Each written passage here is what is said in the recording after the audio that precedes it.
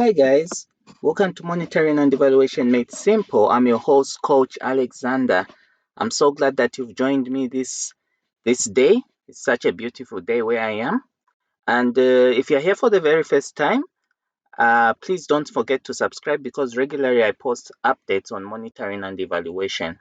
So today we'll be looking at a very important topic, the Sustainable Development Goals. All right. So I'm sure you're very well aware about these Sustainable Development Goals that were launched in 2015 by through the United Nations. Yeah. And these are very ambitious goals, guys. We're talking about zero hunger, things like that.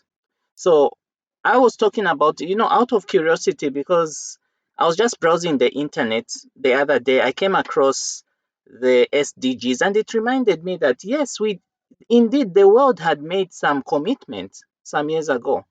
So I did a video and I said I couldn't feel really that there was any progress being achieved. But for sure, I came across this report just a few days ago and something is coming out that I think concerns the whole world, which we need to discuss right now and see whether indeed we are really making a difference.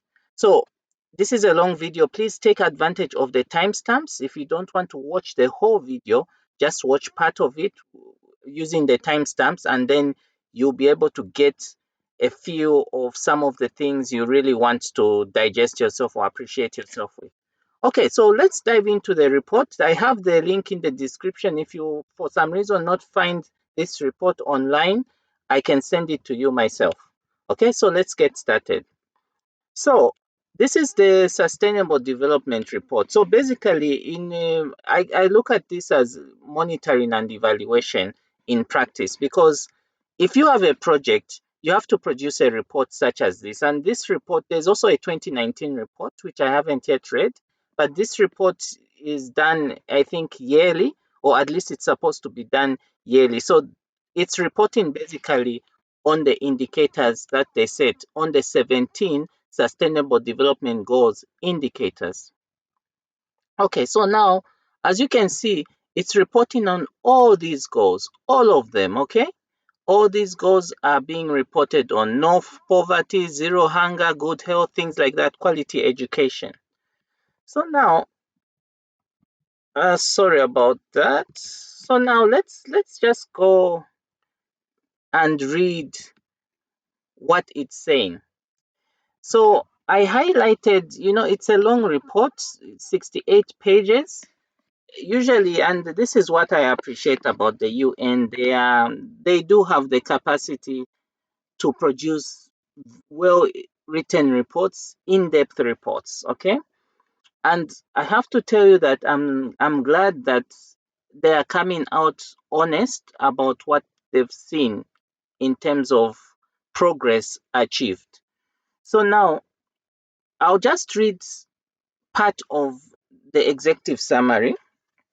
It mentions that if you look there, they are saying that the 2030 agenda for sustainable development was launched in 2015 to end poverty and set the world on a pace of peace. Okay? The 17 sustainable development goals demand nothing short of a transformation of the financial, economic, and political systems. They require immense political will and ambitious action by all stakeholders. But as member states recognized at the SDG summit held last September, global efforts today have been insufficient to deliver the change we need, jeopardizing the agenda promised to current and future generations. So what this is telling us, guys, is that there is no sufficient global efforts in the achieving of these goals. So that's how this report starts. Okay. And it's also mentioning that if you look at the next, I'm reading here, it says the Sustainable Development Goals Report 2020 brings together the latest data to show us that before the COVID-19 pandemic, and this is before the COVID-19 pandemic, Progress remained uneven and we were not on track to meet the goals by 2030. So that can you see the honesty of the United Nations? They are not saying that they are doing very well. No, they're coming out clean and telling you that actually progress has remained uneven. And they go further to say that they are not actually on track. So, what that is telling us, guys, we have 10 years to go until 2030. So, they are saying that we are not on track to achieving these goals. And then, just because I read this already, so I'm just reading out where I highlighted in yellow. It's saying the number of people suffering from food insecurity was on the rise. Okay. Although they say that women's representation in leadership roles was increasing, and this I can agree, because if you look at many organizations around the world, they are so much into gender equality, saying, okay, no, look, you need to put this number of women in leadership so that it remains even. Okay. Yeah, I agree with that. But as to the food security issues, I don't see it, and they don't see it. And it says now, due to the COVID-19, an unprecedented, sorry about that, health, economic, and social crisis is threatening lives and livelihoods, making the achievement of goals even more challenging. Okay. So now, and tens of millions are being pushed back into extreme poverty and hunger, erasing the modest progress made in recent years. Okay. So, I mean, they are honest. You see, what is this all telling us? They are honest. They are saying that things are not moving. Okay. So now let's go to the actual goals. Let's go to the actual goals. I'll skip this part. They give you an overview of the goals. How are they performing? All right. So we have the goal one, no poverty. Remember, guys, this was started in 2015, 5 years ago. We are in 2020. We've got 10 more years to go. So they're saying no poverty, end poverty in all its forms everywhere. All right. So now they are saying before the COVID, the world was off track to end poverty by 2030. All right. So the world was off track. Okay. I'm thinking these statistics that they are showing are perhaps, uh, okay, yeah. So these could be some kind of projections they've made. Okay. So meaning that it could be 6% in 2030 will will still have there will still be high poverty levels in 2030. I think that's how I get it. All right. Okay, so then it mentions that young workers are twice as likely to be living in extreme poverty as adult workers. All right. So 2 out of 3. Yeah. Okay. And then now, since Mr. COVID has come into the picture, we've seen what all this is doing. COVID-19 implications. COVID-19 causes the first increase in global poverty in decades. 71 million people are pushed into extreme poverty in 2020 due to COVID. So let me just explain what is happening here. Why the COVID-19 is pushing people into poverty. I'm sure they explain it in the report, but I also have my own understanding. The issue is that the economy is slowing down globally. And the implication of that is that people are losing jobs. And because they are losing jobs, because they can't work, they don't just have money to, find the food. Yeah. And it also could be that production has slowed down. So perhaps food that should have been available is not available as it should be, when it should be. Transportation channels have cut. due to closing of borders, because you've got countries that are heavily dependent on food imports from other nations. Okay, but you can see what is happening. And 71 million, really, guys, is a big country. I mean, it's a big number of people. If you talk of 71 million, I mean, how many countries are we talking about that can, we're talking about a one full, two, three full countries with people on poverty. Okay, so I think in terms of goal one, nothing is happening there. Let's go to goal two, zero hunger. Well, it says that the goal is to end hunger. Okay, before the COVID, they are saying that food insecurity was already on the rise. All right, so this is telling us that in 2014, 22.4% were, you know, hunger. There was hunger for 22, population affected by moderate or severe food insecurity. This is 22.4%. 2019, it's increased, guys. And this is sad. It's saying that stunting and wasting among children are likely to worsen. 21.3, 144 million of children under 5 are stunted. 6.9%, 47 million of children under 5 are affected by wasting. The pandemic is an additional threat to food systems. So this is really bad. Okay? This is really bad, guys. So now, what causes this food insecurity? All right? Conflict. Hmm? You hear a lot of conflict in Africa, right?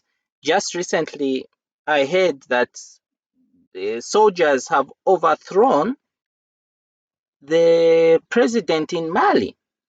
It's all over the news. And when you have something like that, when there's so much instability, what does that really mean? Contributing to that could be hunger, yeah, because people will get hungry, they won't have necessary food. Climate shocks.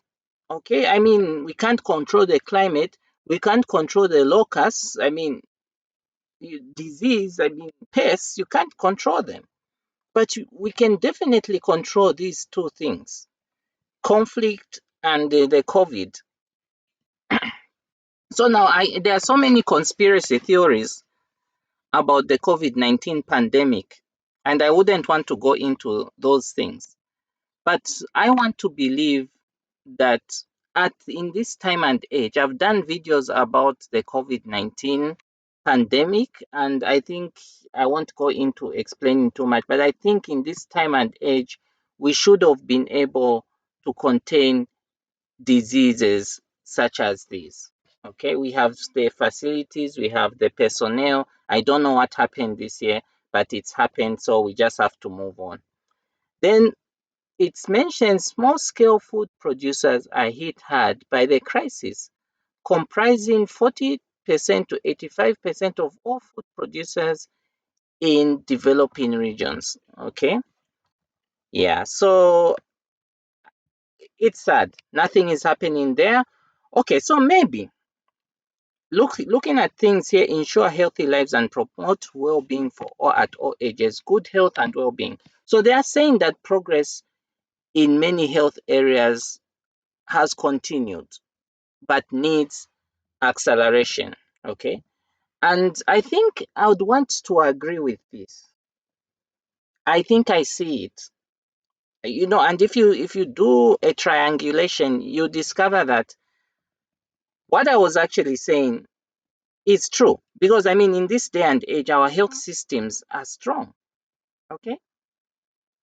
That's why I tend to I wonder why we are really failing to combat this Mr. COVID. I call it Mr. COVID.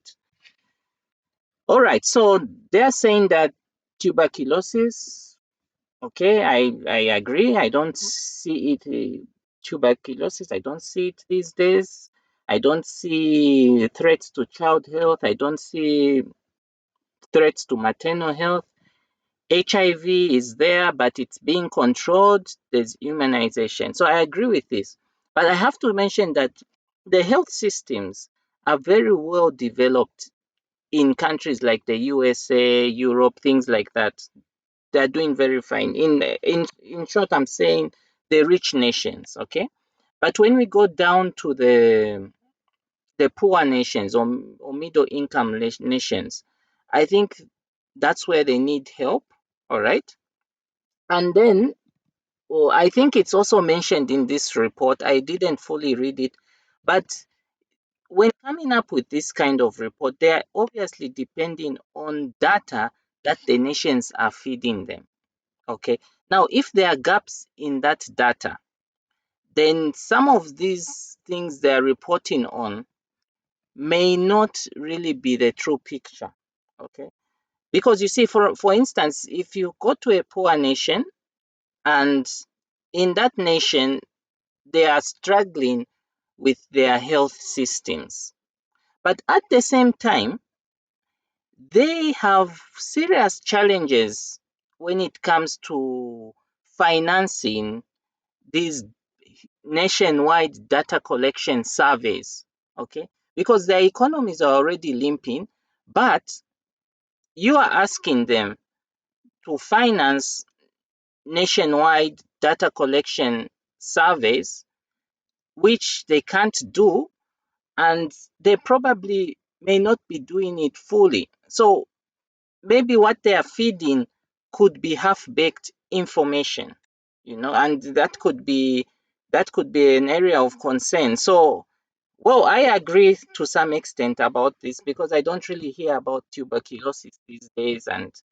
HIV is there, but it's being controlled due to the ARVs. Okay, now let's go further. Okay, so it says the COVID-19, because of the COVID-19, it says that healthcare disruptions could reverse decades of improvements. Yeah, and I agree with this fully. The Because of the COVID-19 pandemic, healthcare systems are being constrained a lot. So all those good years of hard work can mean nothing if really a vaccine is not found quickly. All right, so now quality education. Ensure inclusive and equitable quality education and promote lifelong learning opportunities for all. So before the COVID-19, progress towards inclusive and equitable quality education was too slow. All right. So that's what they're saying. Over 200 million children will still be out of school in 2030. So this is scary. Yet we are talking of over 200 million children will be out of school. So now, why is the education important, people? Well, when you have an educated nation, you discover that an educated nation is a vibrant nation. All right. I know this could be subject to debate, but I always like to benchmark against these European countries and the USA. These are rich nations and they invested a lot in education. So, because of that education, they've come up with new innovations. The people who are developing this vaccine are educated people. So, now if we are saying 200 million children will be out of school, that not only has an economic impact, a future economic impact, but it also has a social impact as well. Because when you're educated, at least you have quite a diverse number of options to improve your livelihood. Okay, if you've noticed, of course, some millionaires today may have never been to school, but let's face it, to put bread on the table, you have to have gotten some level of education. And if we look at this, this is very bad. It's totally unacceptable. And this is what it is. This is what they've reported on. And we are just the consumers of this report. Yeah. So there's nothing what that we can do. They know what they're going to try to do. We don't know. So this is what it is. They are failing.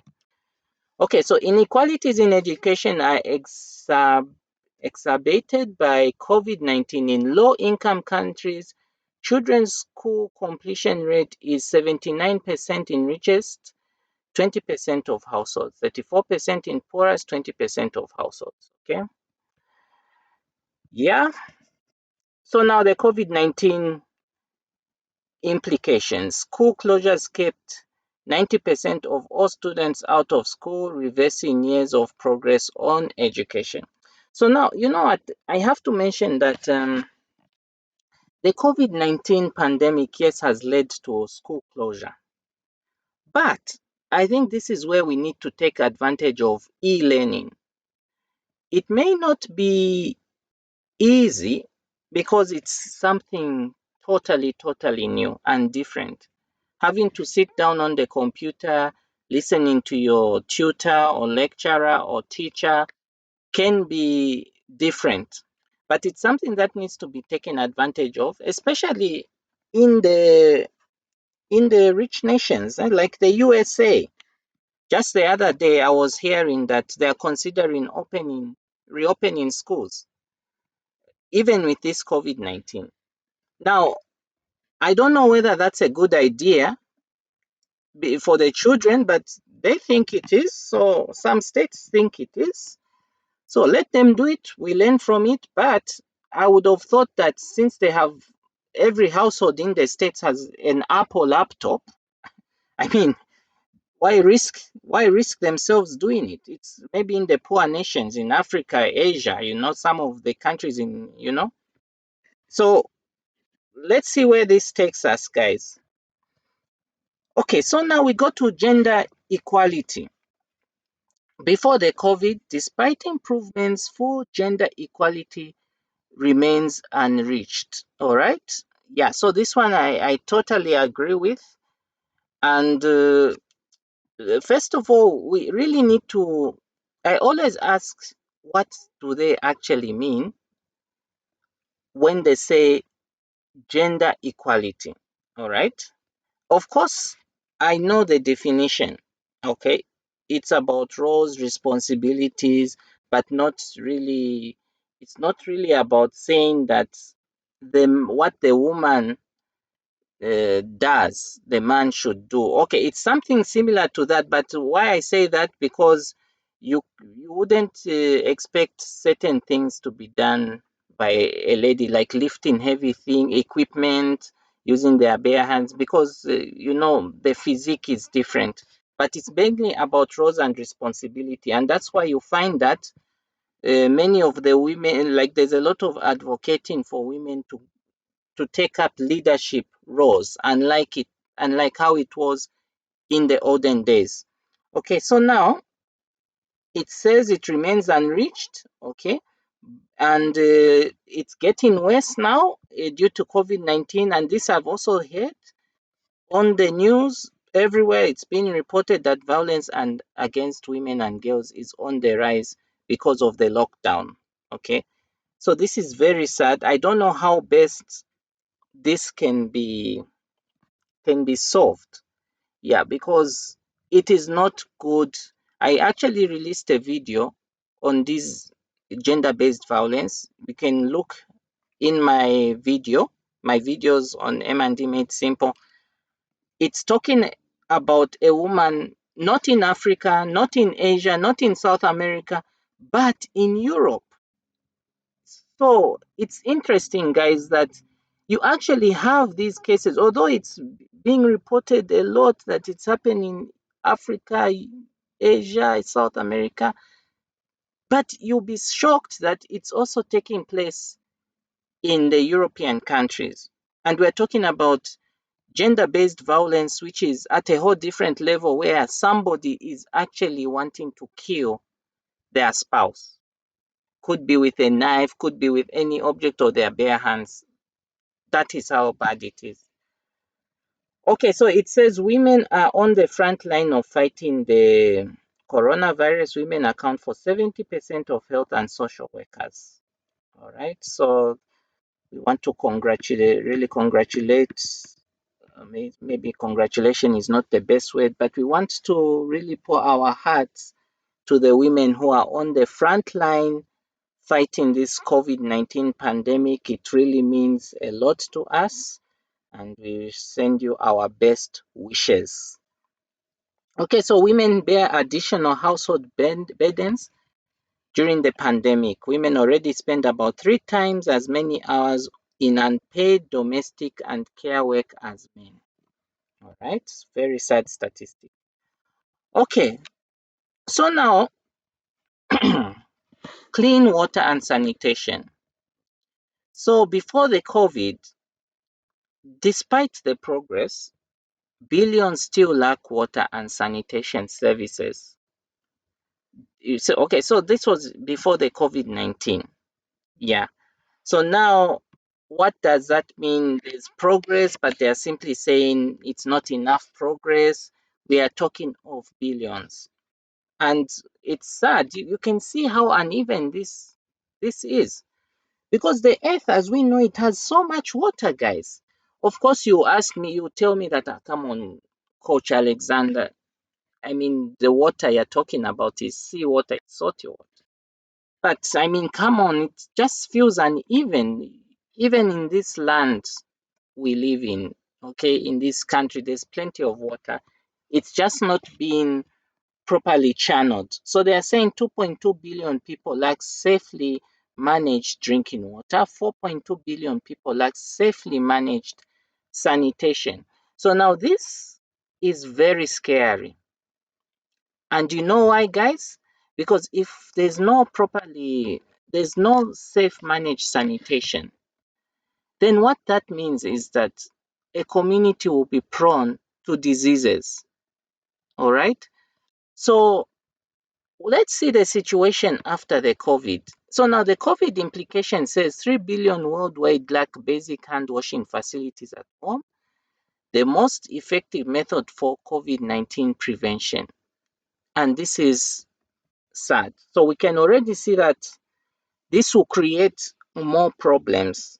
Okay, it will create more problems because they don't have hand washing facilities, and because of that, the COVID cases are likely to increase. So now it says 2 in 5 healthcare facilities worldwide have no soap and water or alcohol based hand rub. Imagine that 2 in 5 healthcare facilities worldwide. That's scary, guys. Really scary. And I mean, we can't even talk much about it. So water scarcity could displace 700 million people by 2030. Water scarcity. So that's how bad it is. Okay, so some countries experience a funding gap of 61% for achieving water and sanitation targets. All right, so funding gap of 61%. Okay, so now let's go to the next one. And mind you, if you started this video with me and you're at this stage, you're getting tired, you can stop here, come back later and go to the timestamps. There's no problem at all. So affordable and clean energy. It says ensure access to affordable, reliable, sustainable, and modern energy for all. Before the COVID-19 pandemic, it says that efforts need scaling up on sustainable energy. All right. 789 million people lack electricity. All right. And we all know the uses of electricity. And I have to mention that any economy that's not fully using electricity is a dead economy because power, energy is required to boost an economy. So we all know that. So affordable and reliable energy is critical for health facilities. So looking at this, they are saying 1 in 4 healthcare facilities are not electrified, and without electricity, you can't do your health work. You can't, have these people on ventilators, lighting. Without any lighting, you can't perform well at night to care for the sick. So now they're saying that financial flows to developing countries for renewable energy are increasing. Okay, so we are talking of a $21 billion in 2017, but only 12% goes to low developing countries. All right. Okay, so what does this all mean? I think progress is being made, but it's not being made at the level that they want to see. So it has to be scaled up. It has to be scaled up. Okay, so now we can see that's not really doing well. So now what about here? It says promote sustainable. Okay, so this eighth goal, decent work and economic growth.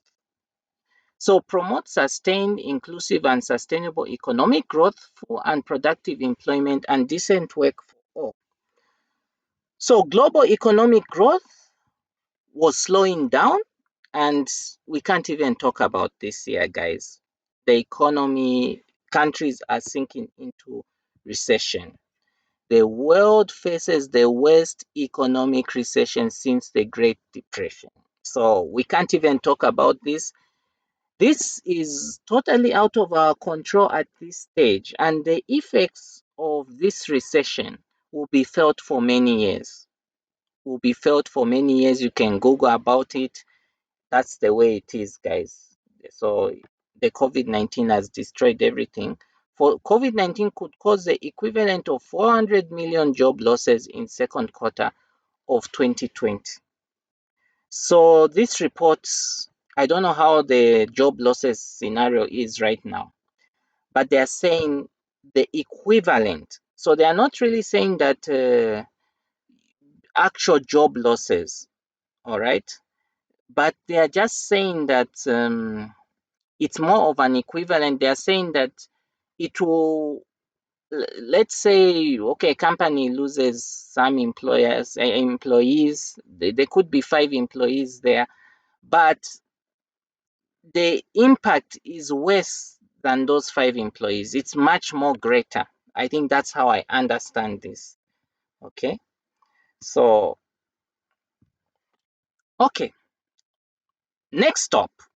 Goal number 9, industry, innovation, and infrastructure. So, if the economy is declining, then, innovation and infrastructure will decline as well. So, this is failing.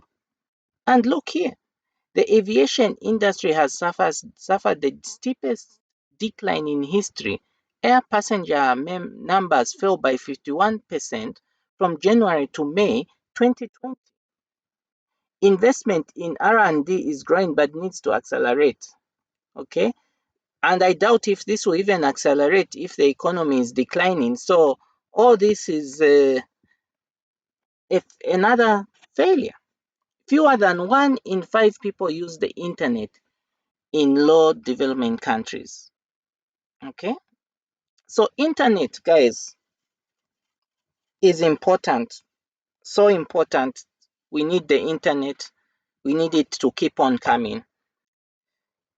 Okay, let's go on. So it says reduced inequalities. Reduce inequality within and among countries. Income inequality was falling in some countries. All right. Now let's see with the COVID-19, the most vulnerable groups are being hit hard by the pandemic. Okay, so it's saying the older persons, persons with disabilities, children, women, migrants, and refugees. This is very true, guys. 100% true. This is very, very true. First of all, there are two things they're talking about here. When they say income inequality, there are nations that are rich, there are middle income nations, but you'll find that these middle income nations, only the elite are benefiting from that middle income. Okay? They are the only ones benefiting. There are only a few people fully living their life. But you find that the general population is struggling. They don't have they can't even fulfill their basic needs in their homes. So this goal was mainly to bridge that gap.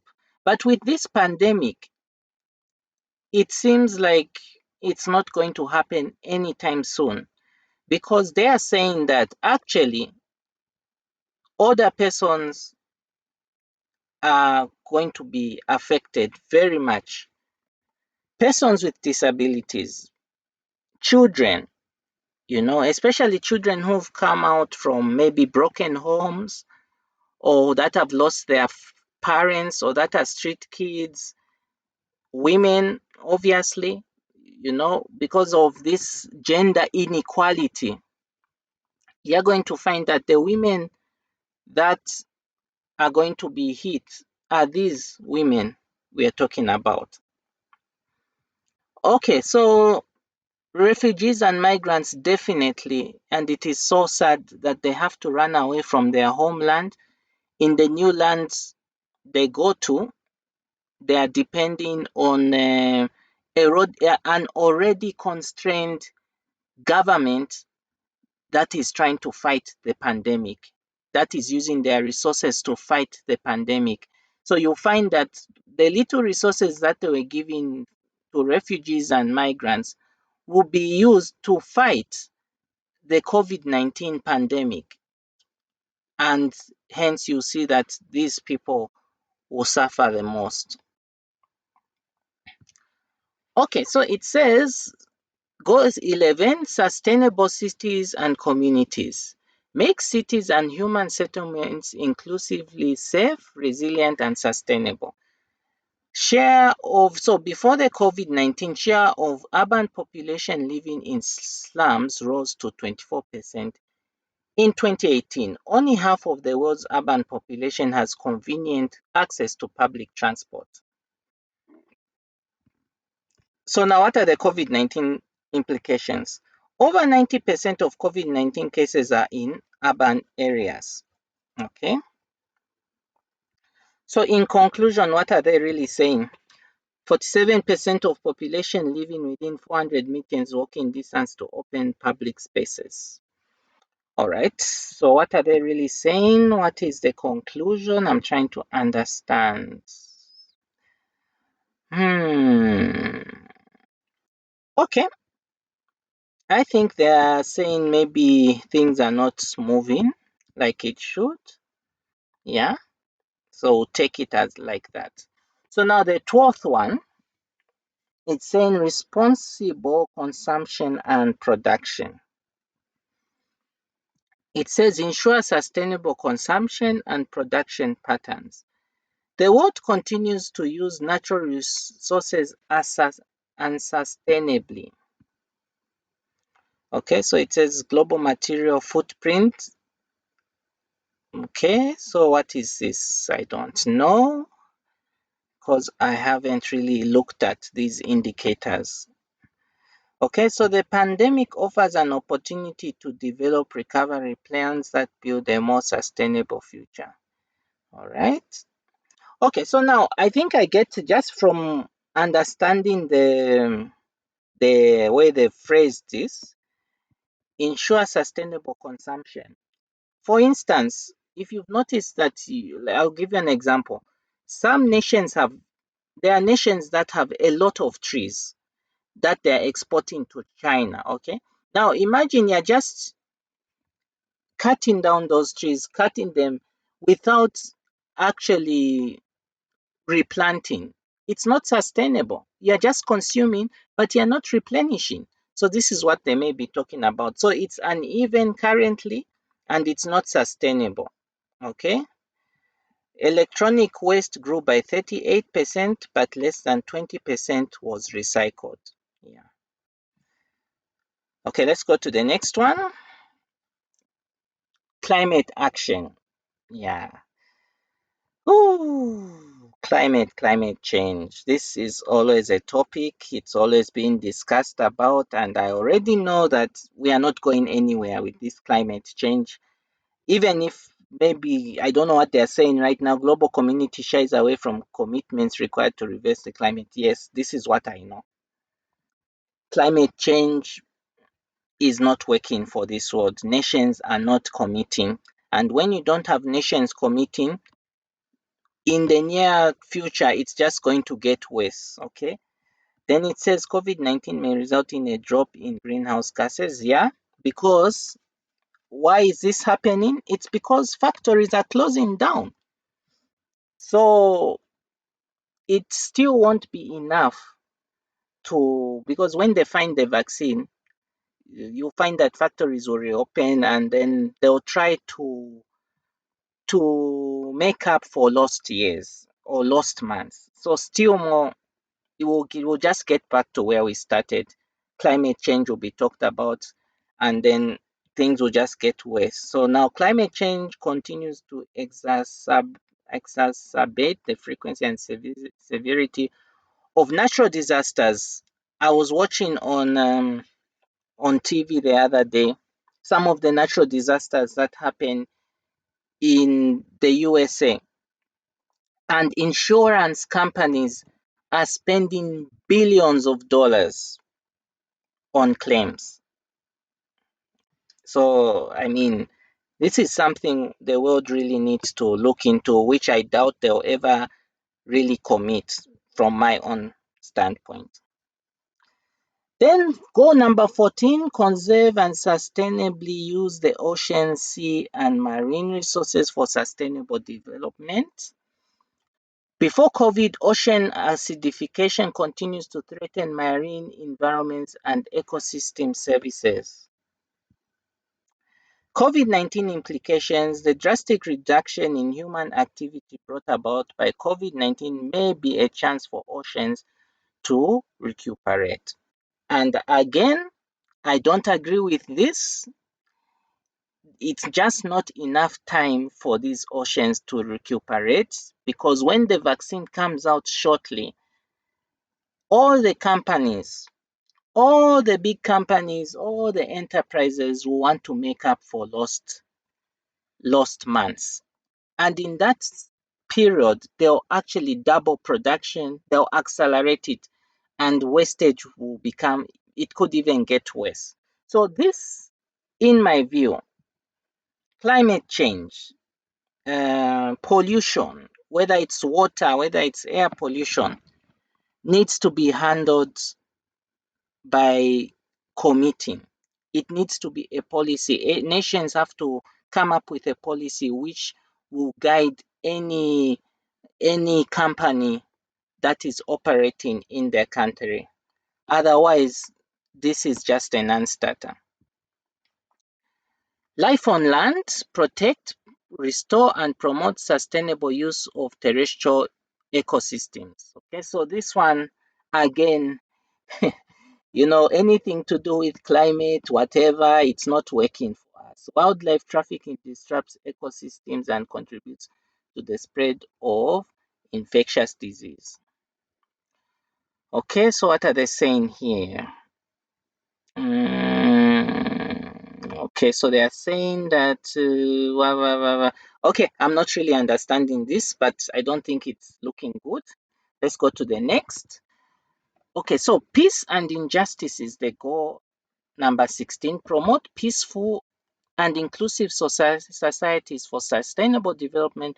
Provide access to justice for all and build effective, accountable, and inclusive institutions at all levels. Every day, 100 civilians are killed in armed conflicts despite protections under international law. And this was before the COVID. So now, guys, the issue of conflict, what is your view? This issue of conflict is a global issue, but I want to believe that conflict is much more in certain parts of the world than others. Let's say Africa, for instance. I already mentioned about the Mali incident, but of course, you've heard about the terrorists in certain parts of these countries, you know. So, what is your view? I really think that this is a mindset issue, okay? It's really a mindset, it's a moral issue. And to really change morals of people, it takes time. You can have laws in a country that tell people don't steal, don't do this. Mm? But people still steal. They feel that they can get away with it. So there has to be some better way of changing the mindset of individuals. And it won't be done with this generation that's already in it. Because let's talk about racism, for instance. Just the other day, we talked about, we heard on the news some months ago of the George Floyd incident. Typical racism. Okay, so now imagine if you come up with a law, no racism. In the US, I don't know if there's a law about no racism, but if it's there, people know about it and it hasn't changed anything. They are still, the people that are stuck into this racist mentality are still holding on to it. So it needs a new way of educating people in the, it could be in the school curriculum, I think, but there must be a greater teaching method that I won't discuss here, but there must be something greater that can change the mindset of individuals so that they don't have to involve themselves in any form of conflict and so that the society we live in is more forgiving. Okay, so COVID-19 implications further threaten global peace and security. Already in 2019, the number of people fleeing war, persecution, and conflict exceeded 79 million. So this conflict thing, I, I actually personally believe even the United Nations can't solve this issue. It's too big. It has to be a consistent, everybody has to commit. People have to come up with a new way to change the mindset of individuals, okay? Because even these conflicts you see around soldiers taking over government, for me, I look at it as a moral issue as well. Yeah. Okay, let's go to the next one. And finally, we've reached goal 17. Strengthen the means of implementation and revitalize the global partnership for sustainable development. Okay. So they are saying here net ODA totaled $147.4 billion in 2019, almost unchanged from 2018. But aid to Africa rose by 1.3% and aid to the LDCs rose by 2.6%. Okay. Global foreign direct investment is expected to decline by up to 40% in 2020. Remittance to low and middle income countries and economic lifeline for many poor households are projected to fall. Okay, so guys, so what is your impression about this 2020 report? Okay, we've seen it for ourselves. What is your impression? I think the only thing I saw that was progressing was progress in many health areas continued, and I totally agreed with this one. I think, but all in all, we are not doing anything. That is my view. This is what this 2020 Sustainable Development Report is saying. We are not doing anything, and things have just become worse because of the COVID-19 pandemic. This report is using the COVID-19 pandemic to do some comparisons, yeah. But even before, we were not doing anything. So now, what is this telling us? I don't know. It's hard to understand. Okay, it's hard to understand, and if, like, for me personally, looking at this report, if you see it, if you look at it globally, it means that in the years to come, things will just get worse and worse if no change is made. So, at household level, you need to start being a bit more innovative on how you're going to mitigate some of these challenges that will come. Okay, because yes, there has been commitments made, but we are not getting anywhere. So at household level, you use these findings to really start making some personal preparations, because as the years go by, from what we are saying, things may not get better.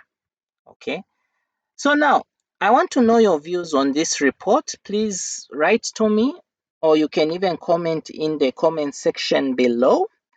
And I've left some courses in case you are curious about what monitoring and evaluation is, if you're here for the first time.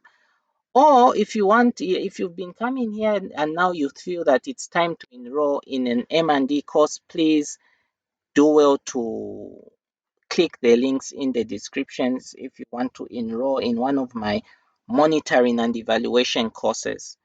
So at this point, I want to wish you all the very best. I'll be releasing more videos in the coming weeks, especially to do with the sustainable development goals, where I will try to scrutinize the progress of each goal seriously. But until we meet again, I've been your host, Coach Alexander, and see you on the other side. Bye.